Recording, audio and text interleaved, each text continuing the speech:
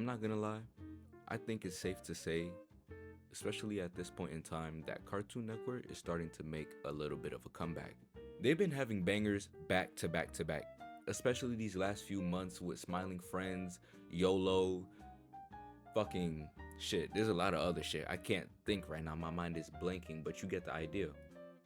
And now with this new one, Common Side Effects, it's like Cartoon Network is just starting to dish out gold. It's starting to feel like a new Cartoon Network golden era. I'm saying Cartoon Network like this is Cartoon Network, nigga. This is I can't rave enough about this show, I'm not gonna lie. This show has been funny as fuck, keeps you enthralled with the story having thriller aspects that just keep you on the edge of your seat. All of the characters make you feel something the more you watch, the more you peel the layers back a little, the more the character's core start to really resonate with your own core. It's like some freaky deaky shit.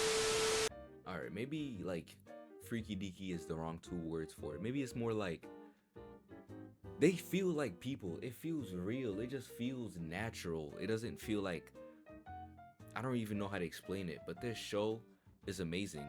And even the main character, Marshall, is so multi-layered but yet so mysterious. It's like we never really know what's going on inside his head for real. It's like each episode we learn a little more about them. Marshall, who we follow as the main character, often seems like a little bit of a weirdo at first. The way he dresses with his bucket hat and his open button-down shirt, and he's a little tubby. Your first thought of him would be that he's kind of like a little Reddit dude, like a little Reddit conspiracy theorist, especially with our first interaction with him at the pharmaceutical open board meeting. But as the story continues, it's like every single time we see Marshall get trapped in a corner, we see Marshall get fucking any type of sticky situation, he's always gonna have a backup plan. He always has a way out. He always figures it out. So as we come to learn that Marshall is a very smart dude, and rightfully so, because we really see he's more of a scientist type of figure. The way he's moving about these mushrooms, he studies them. He goes through the whole process of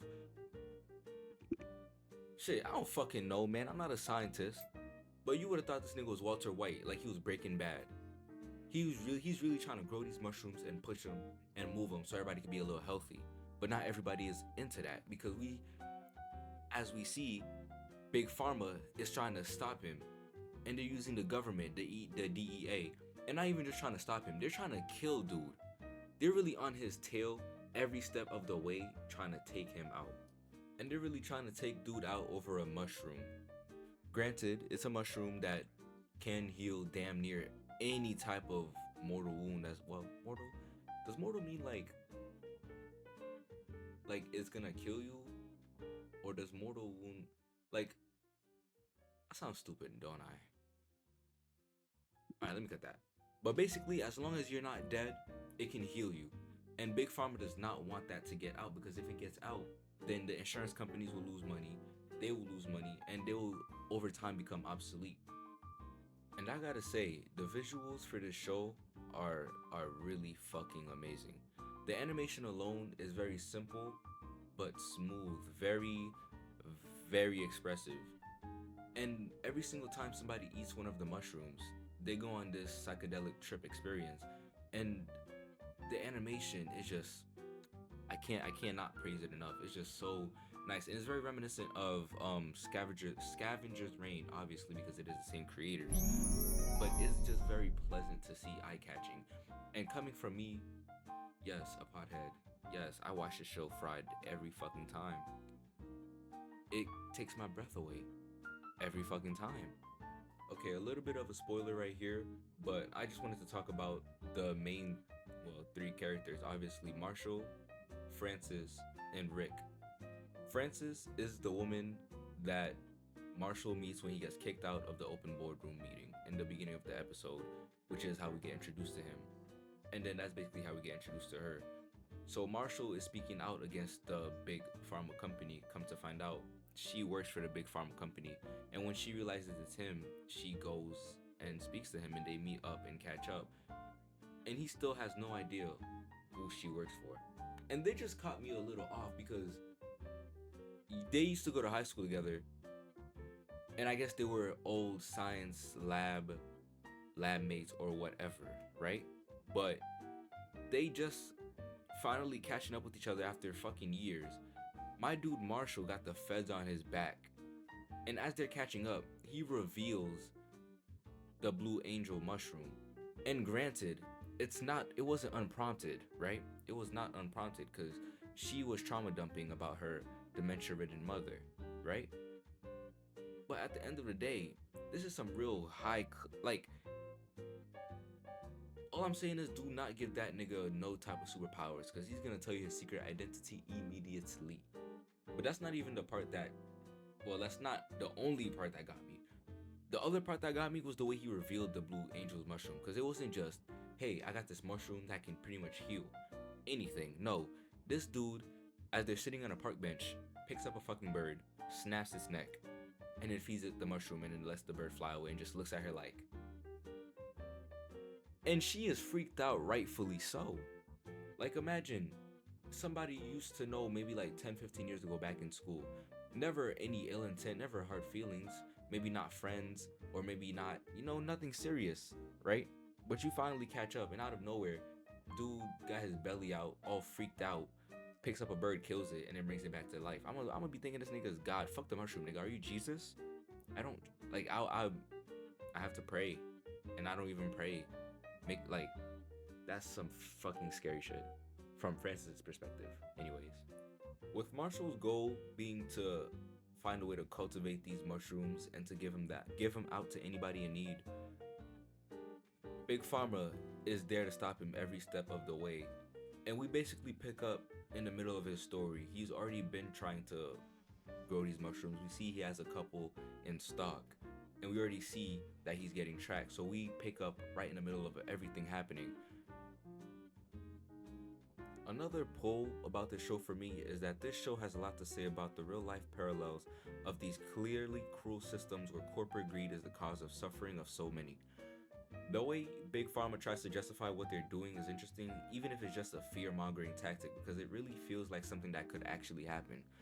Like some type of real reasoning like they would actually have to really suppress something that would help, or have, like, hypothetically help so many fucking people.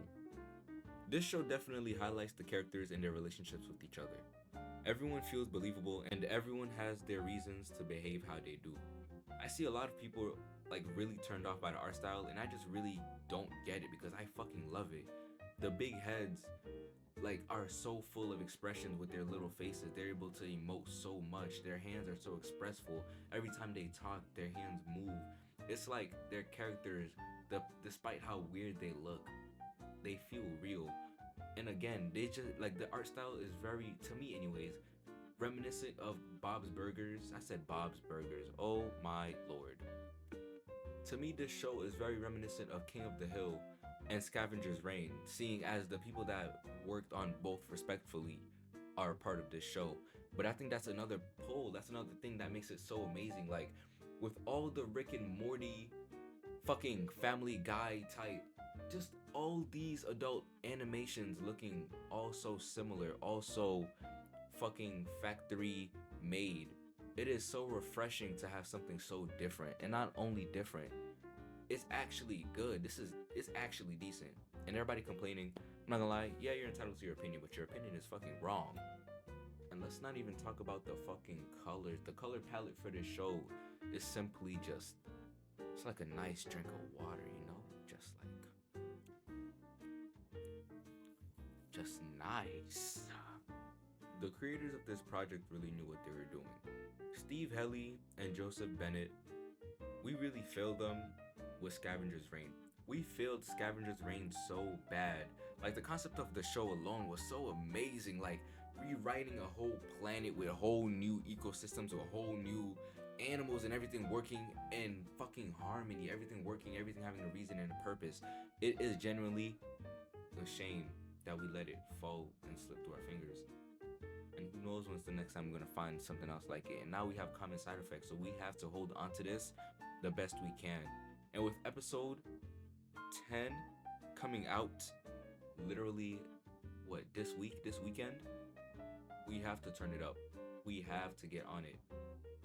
Like, we have to do our biggest one, because this cannot be a repeat pattern. Even the Looney Tunes movie just came out. and I'm already seeing that I don't think it's gonna hit the projected sales for sure. Like, ooh, it's not looking good for it. And that's finally a traditional 2D animated movie in theaters. After when? Like, can y'all tell me when was the last one? Cause I don't fucking know. But then it's just like I'm saying that, and I'm not really a big fan of Looney Tunes myself. Like, I love the Looney Tunes show, the one that was on Cartoon Network, but that was my real connection to it. I'm not really a fan of the anthology type, you know. But for what it is in and of itself, like the animation was always spectacular. The writing was always. I've never looked at the writing for real. I was always just looking at the animation, the way they squashed and squished. It was like, ooh. But yeah. But really though, do yourself a favor and watch this show, please. I'm begging you, because I need a season 2. And if this show does not get a season 2, I'ma come for you.